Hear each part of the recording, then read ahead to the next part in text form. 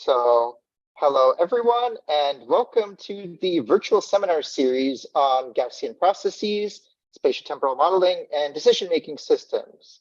Thanks everybody for joining us. I'm really excited to have everybody here. My name is Alex Renan. I'm a postdoc at the University of Cambridge and one of the organizers who will be hosting today's event. I'd like to thank my fellow organizers, Jeff Pleiss, Lisa Simonova, and Z Wang for their work in helping to put the seminar series together. And I'm just going to start with some brief organizational announcements. The first is we have a whole set of other seminars that's coming up in the following weeks. So you can find the schedule on our website, which is gp-seminar-series.github.io. So check that out. And you can join the seminars via Zoom, provided you registered to receive emails, which can be done on the website, or you can join us on YouTube, which doesn't require any registration. Seminars take place at 1600 UTC, which we just had a time zone change in the UK because of daylight savings time, so kind of be on the lookout for that. And if you're joining via Zoom, you can use the raise your hand option to ask questions, or you can type your question in the chat and the speaker can sort of choose to pause and answer questions during the talk, or they can hold questions until the end, depending on their preference. And with all of this said, it's my great pleasure to introduce Ben Adlam, who is a research scientist at Google, who will give today's seminar. Ben, the floor is yours. Thank you for the introduction, Alex. Let me just share my screen and check that that's working. That's also perfect. Perfect. You have the video up. Okay.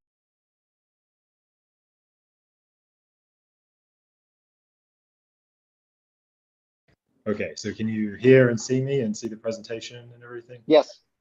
Okay, great. All right. So yeah, thank you very much for the invitation to talk to the seminar today. I've enjoyed some of the past talks that we've had, and I'm really grateful to have this seminar.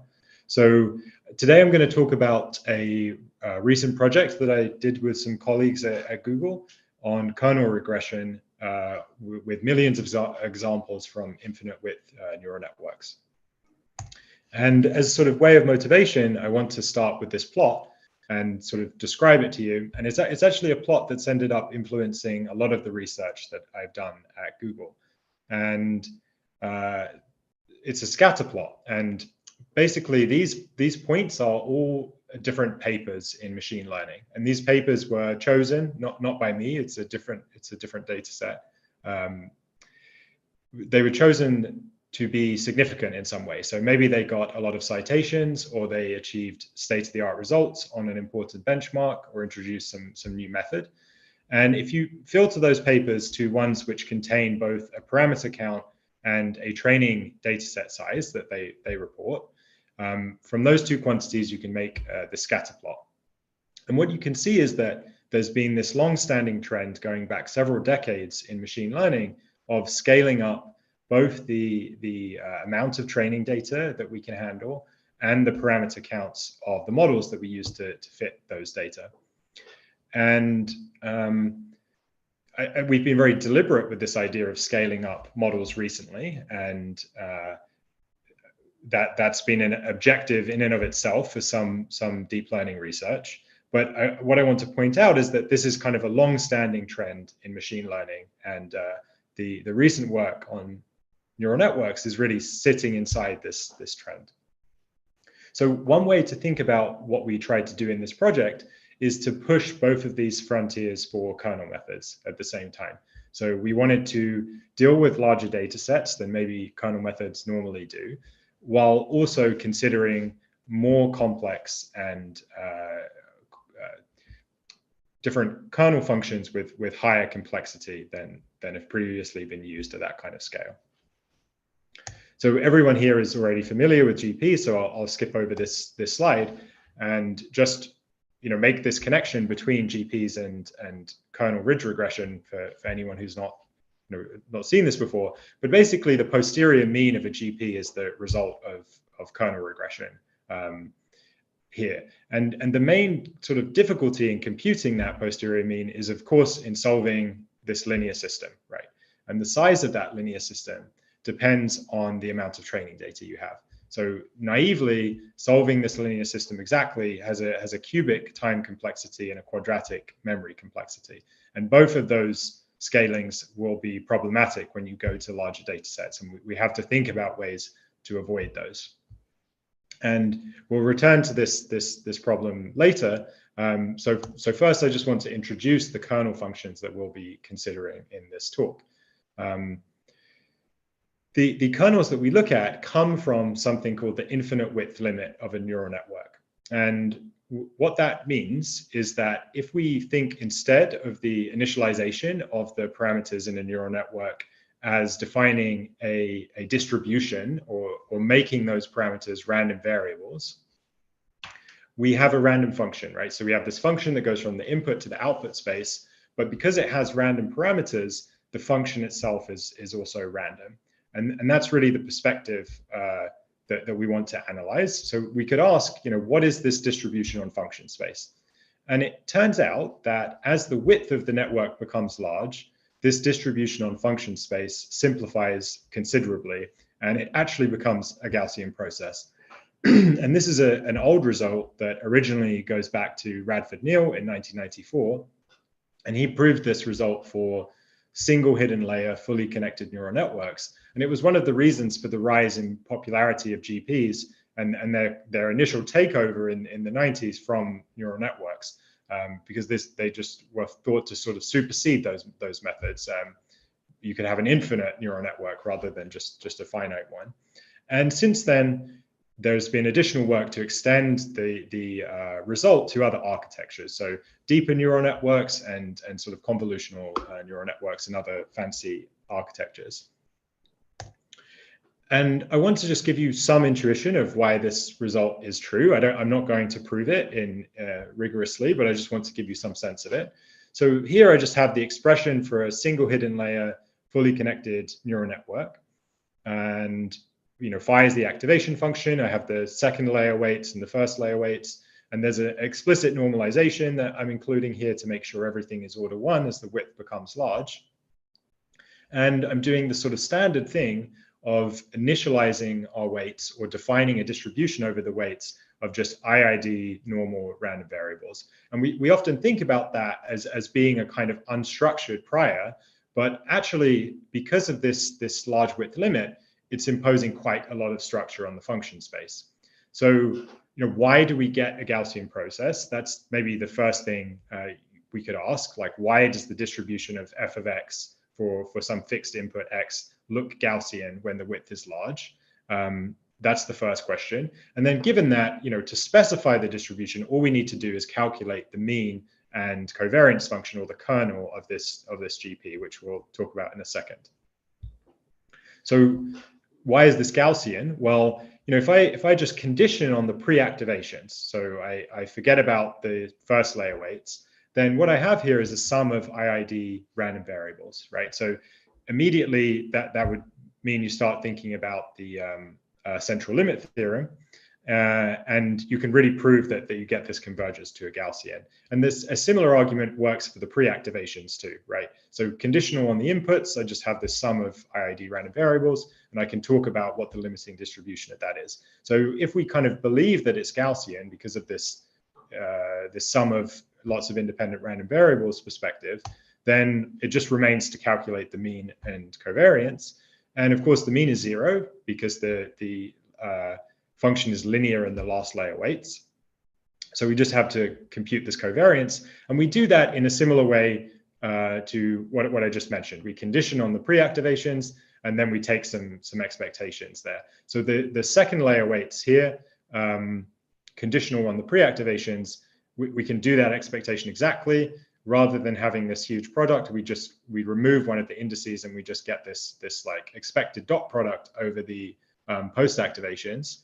And that's kind of like the first step. The second step here is to notice that the arguments to the phi function, the activation function, have a Gaussian joint distribution too, and we can write down what that is. So I've done that here for Z and Z prime. So we basically get the covariance in the inputs, and we push that forward with an affine transformation. If there's a bias term, then we also shift the covariance. So in general, it's an affine transformation. And then because of the nonlinearities in the neural network, we have to do these bivariate Gaussians over bivariate Gaussian integrals over our pre-activations.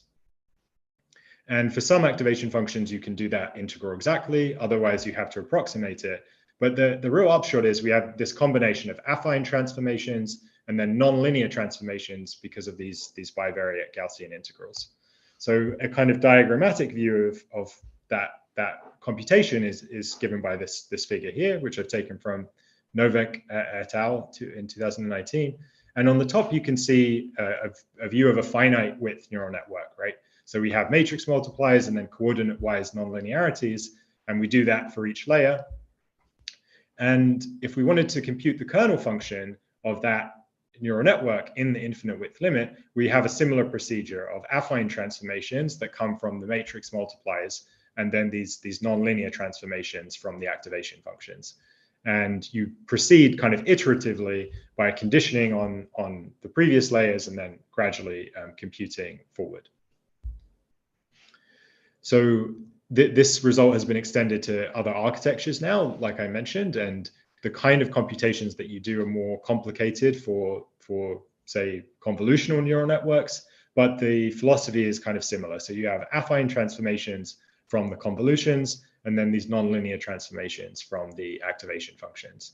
And this kind of computation now is quite easy to do because there's a nice library called neurotangents that allows you to specify neural network architectures and then kind of automatically get out these kernel functions that you can compute on GPUs and do lots of nice things with. And it's not just convolutions. There are transformer architectures, graph neural networks, complicated pooling operations, and so on. So this gives us an interesting connection between neural networks and Gaussian processes, and that connection goes both ways. So on the one hand, we can use this GP equivalence to understand finite width neural networks and talk about their inductive biases. And on the other hand, we can be inspired by neural network architectures to develop new kernel functions that might be useful on different data modalities. And we'll talk about sort of both of those ideas in this work. So mainly what I've done so far is just tell you about the prior of the neural network at initialization when the width becomes large. But then the question is, what do you do with this prior? So one option is to just do some kind of Bayesian inference to take that GP and do Bayesian inference. And that's the approach that we'll take here. In particular, we'll be looking at the mean of that posterior. And a second approach is to do a different kind of inference that is inspired by gradient descent. So you evolve the distribution on function space with gradient flow, and that's kind of like an idealized version of gradient descent. And it turns out that distribution changes in such a way that it remains a Gaussian process, but its kernel function changes. And the kernel function from that evolution is exactly the neurotangent kernel. So that's maybe a connection that people are interested in exploring more. We'll talk more about the initial kernel, but the neurotangent kernel is something that you could also use with this approach. So what are the challenges that these kernel functions present? Well, first of all, if you want the sort of highest performance kernel functions that we've derived from this connection for, say, image data, they can be extremely expensive to compute. And there are many reasons for that. But just to give you some context, if you try the top performing kernel function on CFAR10, that's about 300 GPU hours to compute the kernel matrix for the whole data set. And that buys you, sort of high 80s in terms of accuracy. The kind of reason for that is that the pooling operations need to compute the covariance between all patches of pixels. So you have a operation that scales quadratically with the number of pixels. And even for these low resolution images in CFAR10, that's quite expensive, but we can't really imagine scaling that to sort of ImageNet resolution currently. Another challenge is that these kernel functions require very high precision in their computation. So even sort of small errors that you would get from doing the computation at float 32, for example, can lead to catastrophic failures where the kernel function, or the kernel matrix, sorry, has negative eigenvalues, for example. So really high precision is essential, and that increases the computational burden of just computing the kernels. And then finally, a more sort of technical point is that from the simplification of the distribution to GPs, we lose some inductive biases. Obviously, there are some statistical properties that the finite width neural networks have that disappear in this limit. So things like feature learning, obviously, you're not going to be able to understand with this, this approach. So let me restate maybe the objective of the project then. We're really trying to enable or investigate kernel ridge regression with complex modern kernels at a much larger scale than previously has been possible. So there are kind of two difficulties to this question that I've already highlighted. The first is that we're considering these complex modern kernels, which themselves are very expensive to compute, even individual entries. And we're doing this for larger data sets. So we're trying to deal with both of these problems at the same time. And that presents some kind of unique challenges to this problem, or to this project. We considered lots of different types of data and lots of different data sets. And there are sort of three main groups. The first is just image classification data. This is a kind of data modality for these kernels that's been studied extensively already. And we wanted to continue with that investigation.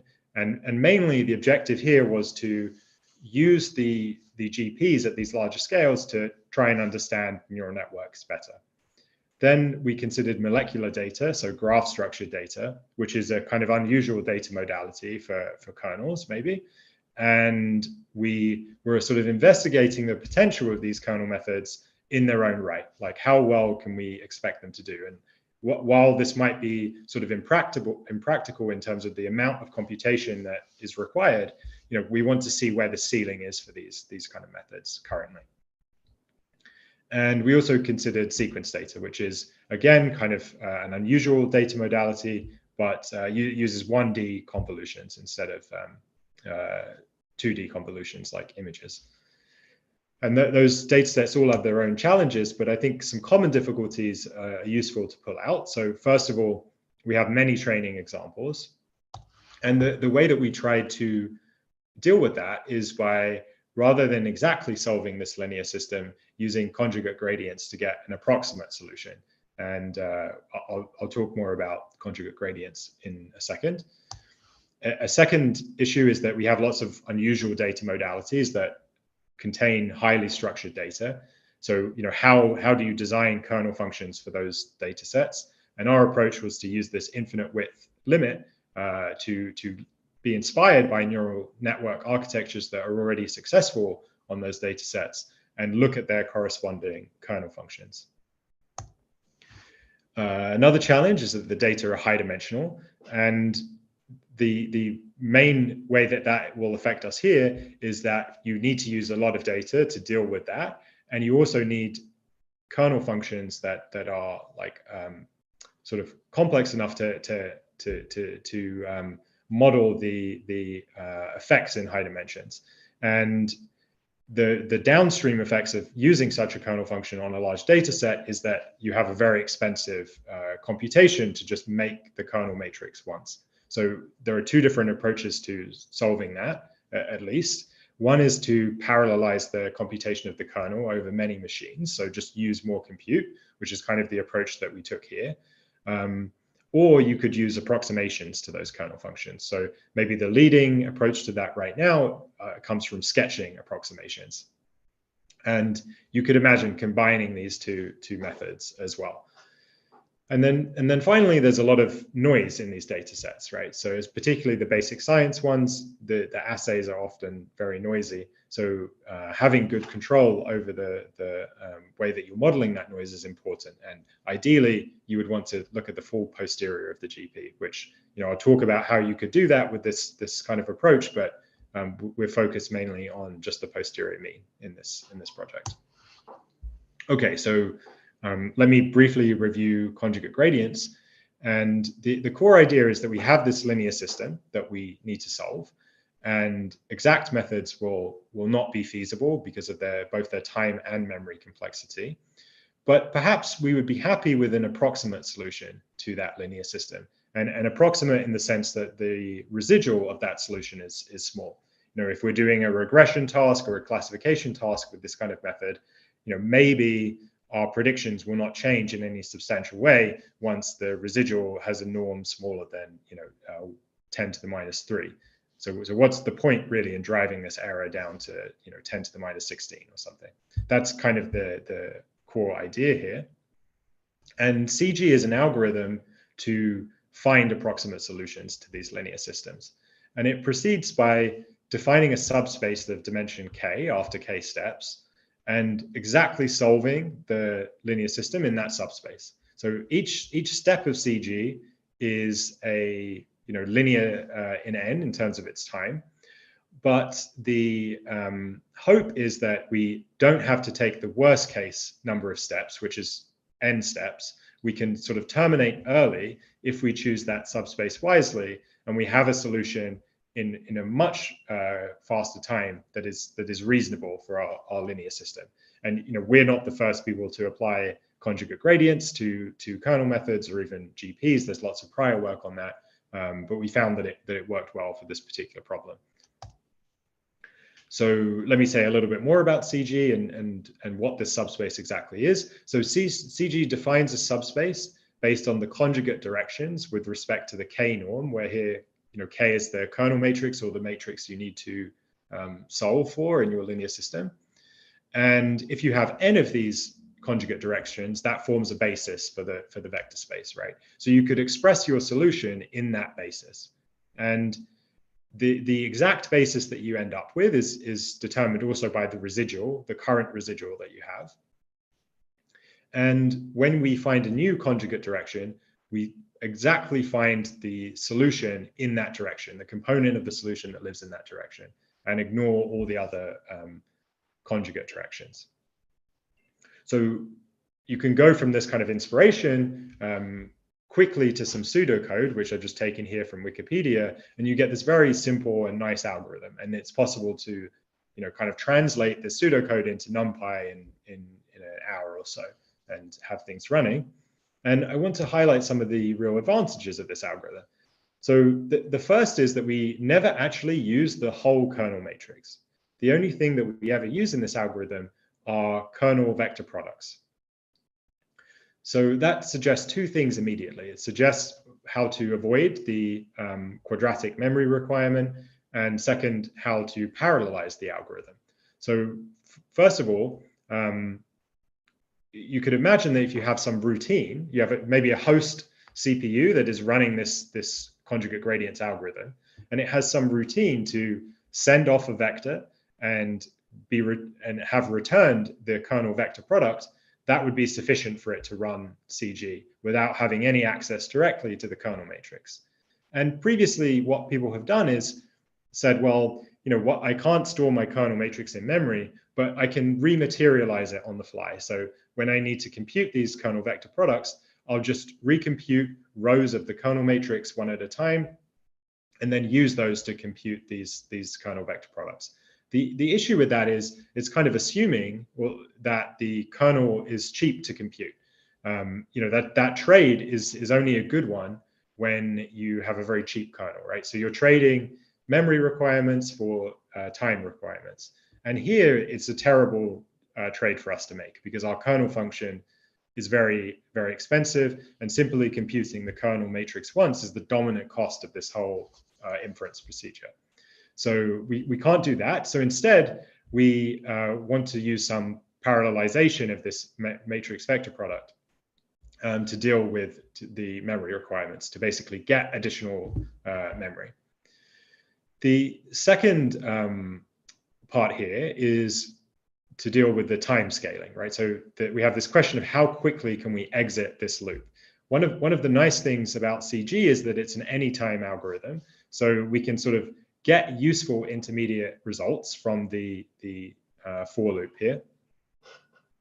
And we can check performance and see if our residual is sufficiently small to exit, right? So that's nice. And sort of terminating early is not important only for time complexity, but also for numerical reasons. So the errors in CG accumulate more or less linearly with the number of steps of CG. So we really need to terminate this loop early.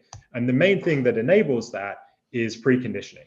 So preconditioning is basically replacing the original linear system by a modified linear system where you hope that this preconditioner is going to improve the conditioning of the linear system. And we found that pivoted Cholesky preconditioners worked best. Again, they've been used to success in previous work. We tried some other methods, but this was the one that worked best for us. Although it does seem like there's significant headroom there to design more custom preconditioners for this particular problem. But with preconditioning, you sort of hope that you can terminate after a few steps and have a reasonable solution.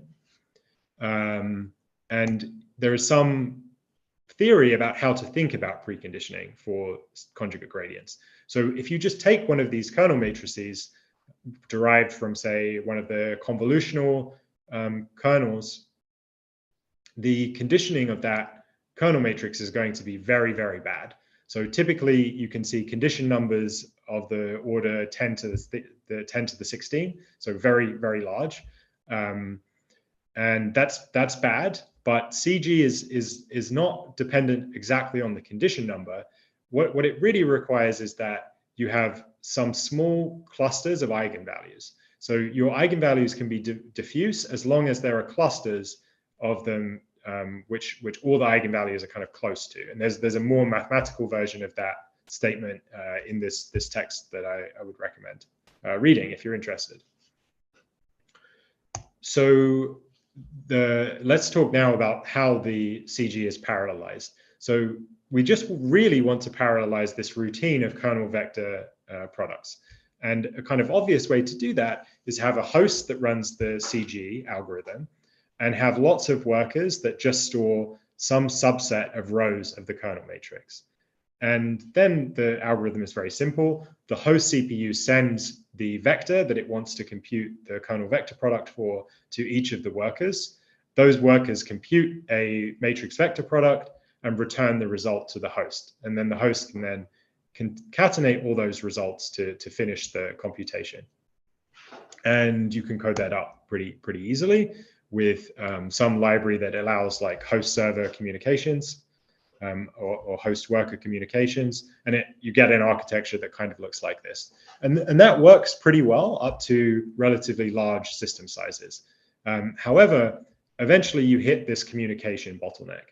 And that's primarily because if your data set is very large, this vector V can also be quite large. And you have to send it to all of your workers, and you might have lots and lots of workers, right? So instead, you have to also parallelize or batch over the columns of the kernel matrix. And now each worker has a minor of the kernel, and to compute the kernel vector product or the part of that it's responsible for, it no longer needs the full vector. So now you're communicating a smaller chunk of the vector to each worker, and that can really reduce your communication bottleneck. The trade-off here is that the aggregation on the host side is more complicated. So the host also has to sum over results from some of the workers before concatenating. But in some cases, we found this to be a very good trade-off to make. So briefly, I just want to mention like two of the sort of cool things about CG that we haven't really explored that much yet. But the first is that in principle, this whole algorithm is differentiable. And you can imagine using that to enable first order hyperparameter optimization. The issue there is that a lot of the hyperparameters in the kernel function itself are difficult to differentiate through. So we didn't really pursue this, but you can imagine doing it. A second point is that a small modification to conjugate gradients allows you to sample very high-dimensional multivariate Gaussians. And you can imagine using that, and I can say more about that later, to provide a kind of uncertainty for your predictions too. And here's the background that I've been using is actually one of these samples. So you have a HD image, and you put a kernel function that depends on the distance between pixels, and you can sample these really high-dimensional Gaussians and get kind of cool pictures. But this is still just something we're using as a toy at the moment. We're not using it in the inference currently. So now I'd like to start talking more about the results of the work and sort of summarize the approach that we ended up with. So you have a very large kernel matrix K, and we split that into subblocks. And we do this mainly for I/O reasons, so that you can multi-thread I/O of loading the kernel matrix and saving it. And each of these subblocks is computed independently. So there is a host CPU, which is responsible for computing a single subblock. It batches that further into sub-subblocks, and then it sends that to a CPU that has a bunch of GPUs that will compute the subblock. After that computation happens, the CPU will return it to the host CPU, and it can aggregate all those results together for a single subblock and save them to disk. And the nice thing about this is that it's completely parallelizable. There's no communication that's necessary between different subblocks to finish the computation. So whenever you have free GPUs, you can sort of use this to compute the kernel matrix. And by being preempted, you don't lose very much in terms of the computation. So it can be parallelized quite well. I already talked about the matrix vector product and how that is used to parallelize the CG. And then finally, I just want to point out some of the results that we got. So a different approach to scaling kernel methods is to use a kind of low rank approximation to the linear system. And there are advantages of that go beyond just solving the linear system. But we wanted to compare to some of those approaches and see how much performance they leave on the table, basically. So to each low rank approximation, you have this kind of rank parameter that controls the complexity of your approximation. And by increasing that, you would hope that your performance gets better. That's indeed what we see. So we go up to quite large low rank approximations. And we find that although you get close, you still don't recover the performance of CG. I think in the future, some combination of conjugate gradients and these low rank approximations will be necessary to go to even larger data sets. But currently, on the data sets we tried, CG was performing better than these low rank approximations. Okay, so now to get to the first figure of main results.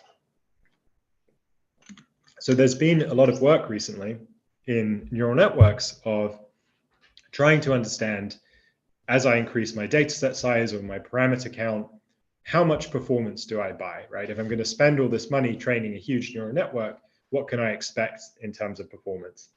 And the high-level conclusion of that research is that there is a power law scaling in performance as you increase these resources. And we wanted to see if that was true for kernel methods too. There is, of course, some theory on how we would expect these things to scale. But sometimes that theory contains results or assumptions, that are difficult to verify in practice. So we still think there's room for empirical work here. The way that we studied this was to focus on image data sets, because we know the kernels are well tuned for those data modalities, and to just scale up in terms of the amount of data we were using. And a good candidate for that is something called CIFAR5M, which is a synthetic data set. So it contains just IID samples from a generative model. And that generative model was trained on CIFAR10. So you get a data set that looks a lot like CIFAR10, but is much larger. And we we asked about how performance of these kernels changed as we increased the amount of training data available to it. And we found, again, that there is a power law dependence.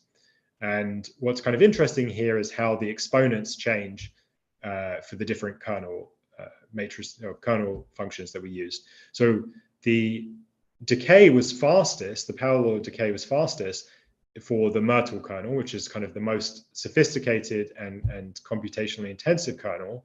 And it was slowest for the fully connected kernel, which is the cheapest one. It's more akin to like an RBF, for example. So there's an interesting interaction here between the data and the kernel function that is changing the way that these models scale.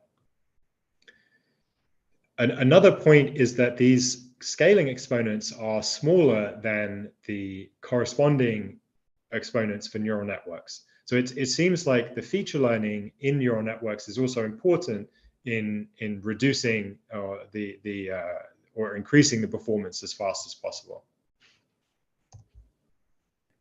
Another experiment that we did was to try and understand the gap between kernel methods and neural networks on CIFAR10, for example. So currently the kind of best kernel methods will get around high 80s in terms of accuracy on CIFAR10, but neural networks are in the high 90s, right? So the question is, what does that gap due to? And one of the differences is that neural networks use a lot of data augmentation alongside other tricks. But the kind of primary difference that people think is feature learning, right? And that's a big difference here. So we asked, how much of the gap could we close just with data augmentation? So we took the same kernels from the previous experiment and augmented the original CIFAR10 training set to expand its size, and then just naively ran kernel inference on that expanded data set. So to be like a little clearer about the x-axis here, that's roughly data set size. And in the blue region, we scale or increase the training data in an IID fashion, just using more of the original training set. From 1 to 2, we add all flips to the data set. And then from then onward to 20, we add random crops of the data.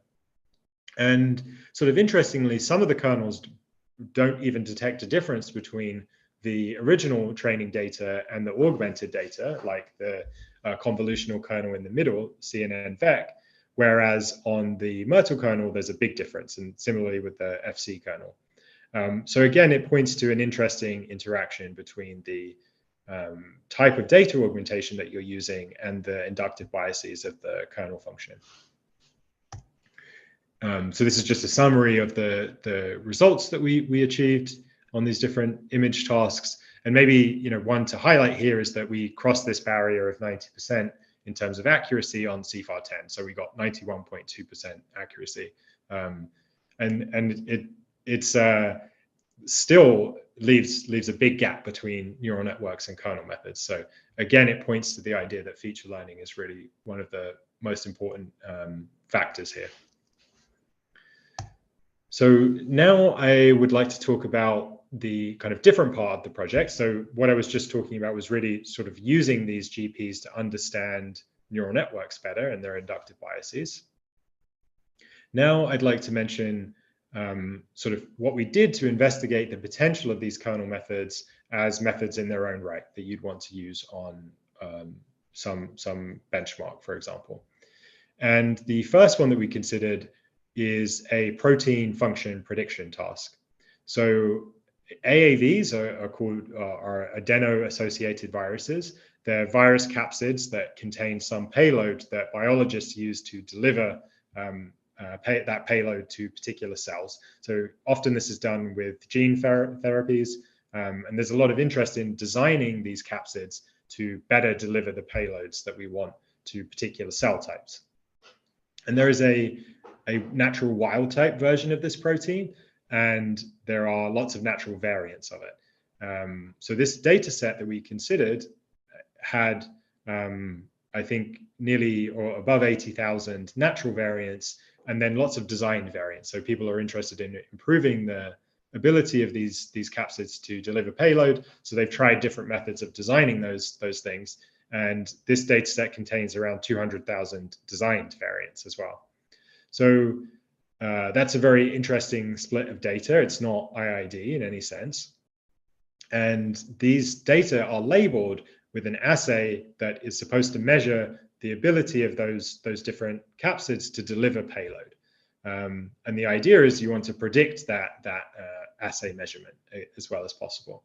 So the benchmark is interesting because there are lots of different train-in test splits. So for example, you could have a split which looks at all variants that are less than or equal to 2 point mutations from the wild type. And you could try to extrapolate from that area of sequence space to further regions of sequence space. Another split that you could look at is designed variants, trying to predict their performance with the natural variants, right? So there are lots of different interesting splits here. And what we found is that the kernel regression with a 1D convolutional kernel could outperform all existing methods in some of these splits, or be competitive with them in ones where it wasn't beating them. And that's comparing to all methods, not just to kernel methods, but to neural network approaches too. So we were very excited about this, to see a place where kernels are really succeeding. And another type of data that we looked at were small molecule data sets. So the one that I'll talk about here is called MUL PCBA, and that contains around 400,000 small molecules that are assayed in up to 128 different ways. So most molecules were not assayed in every possible way. So you have this interesting missing data problem too, but you have a relatively large data set, and the data modality is unusual, right? So there's this graph structured data, and the interesting question here is, can you develop a good kernel function for this data? And we looked at sort of neural network architectures that had been successful on these types of problems, and mainly their graph convolution neural networks. And we took the infinite width limit of those networks and tried to derive a kernel function from that.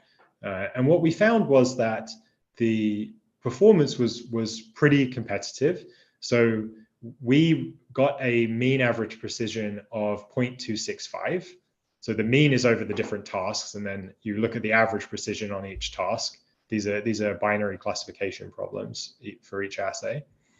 And that compares to a state-of-the-art model, which doesn't use any pre-training, of about 0.3 mean average precision. So there's still a gap there, but relatively speaking, it was quite a simple graph convolutional neural network we took the limit of. So we weren't even using any of the edge features, for example. So we think there's still some room for improvement here. And another sort of interesting point of comparison is to a simple finite dimensional graph convolutional neural network. And the performance of one of those is only around 0.2. So we're still doing significantly better than those finite dimensional, finite width analogs of the kernel function. So we think that there's a lot of potential here to kind of use these kernel functions on these basic science problems. And while I'm just talking about kernel regression right now, it's not very difficult to imagine doing a fully Bayesian GP regression with these models as well. And obviously the experimental design questions around these basic science problems are really the interesting ones. So combining this with some kind of Bayesian optimization routine seems like a really interesting future direction. And I think I will maybe stop there and just say thank you for your attention. If there are any questions, I'm happy to take them now. And thank you to all my collaborators on this project as well. I have some other slides if there aren't questions, but yeah, let me just pause for a moment.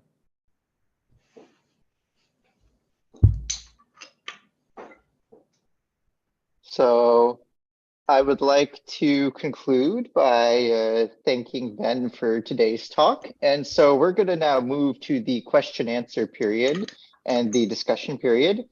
And the way that this will work is there will be a part of that period that will be live streamed, following which we will conclude the live stream, and that way those who prefer not to be recorded can also ask their questions on Zoom. And so for the first part, you can either ask your questions by using the raise your hand feature and we can unmute you, or by using the chat. And I think we have one from Kevin. I'm going to go ahead and ask to unmute you if you'd like to say that out loud. Oh, sure. Hi, Ben. Nice talk. This is, I got to just tackle the bull by the horns here. So you pointed out the key role of feature learning, right? And there's still an edge of neural nets over GPs. So that feels, is there a way to close that gap, or why not just, why keep pushing on the GP approach with fixed kernels? Yeah, I think it's a great question. And I suppose I have two ways of thinking about this. Like one way is that I don't think we've understood completely the connection between kernel methods and finite, neural networks. So it's possible, and I know there's already work on this, to think about how you could do feature learning in kernels and how to combine those. And ultimately, the features have to be coming from the data. So thinking about how we design our kernels to exploit all the structure in the data might help close that gap. So that's one thing. And this approach of just scaling up kernel regression for more complicated kernels will be a useful tool in understanding that connection more and more. So that's one way of thinking about it. The second point is just, if you have a benchmark and you want to do well on it, I think it's good if you have as many tools as possible to tackle that. And we felt that while you're not going to do feature learning on some of these basic science problems with a kernel method, it might be better to have a fully Bayesian method, right? That has a more principled justification to it than neural networks in some cases. And that's just an empirical question. It turned out that was sort of a correct hunch for some of these benchmarks and not for others. But just given the amount of research going into neural networks right now, I still think we need to try it with kernel methods, and everything evolves, right? So maybe at some point in the future it will be useful to like kernel methods will be state of the art on some particular problems. So there's like maybe two ways of thinking about it. I see. Have you tried? Here's a very simple hack you could try, and maybe you did. You could take, instead of deriving the kernel from the initial random sample, you could train the network for some number of steps and then convert it to a kernel. And maybe that is what the NTK is doing, but my understanding is NTK assumes like an absolute, infinitesimally small learning rate. But in practice, people use finite learning rates, and I believe that makes a qualitative difference. But like a simple procedural thing is you train for, I don't know, 100 epochs, then you drive the kernel, convert it to a GP, and see if you get any wins, right? Yeah. And that would be an easy experiment to do. I don't know if you've tried it, if it would be worth trying. We didn't try it in this experiment or in this project, but yeah, you certainly can do that. So you're correct again. The neurotangent kernel is basically doing that for under some certain assumptions. That the evolution is much simpler, either when the learning rate is sufficiently small or the width is sufficiently large. So we did that experiment. We did look at the neurotangent kernel for these problems, and often it didn't really make a difference. But there are other sort of interesting connections to kernel methods that have some kind of feature learning, and there's a lot of work on that currently, more theoretical stuff, because dealing with those kernels that come out of those limits is very computationally challenging. So even more so than the kind of inference that I was talking about today. But yeah, so this practical point of just like, can you use a trained neural network and develop a GP from that? Definitely, yeah. And if it makes sense to be in this situation where you can't recompute your kernel entries, then I think this is the approach that you have to take, right? So it all depends. Like if you're dealing with a finite width neural network and you want to make a GP out of that, there are already pretty good methods to do inference at larger scales there. It really just depends on the cost of computing the kernel entries. And that's what was particularly challenging about this problem. So yeah, we didn't try that, but I know, people are working on that too. So yeah, thank you. So I myself have a question, but before I go there, I'm curious if there are any other questions before we move to the second part of the discussion and concluding the YouTube live stream. If anybody else has anything they'd like to ask now, please let us know. Okay, it does not look like there are any raised hands in the Zoom nor any new text in the chat.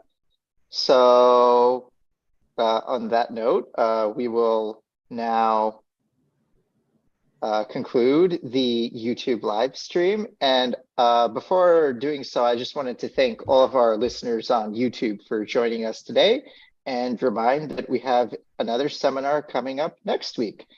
So you can check out the schedule on our website, which is gp-seminar-series.github.io. And feel free to sign up and join us there.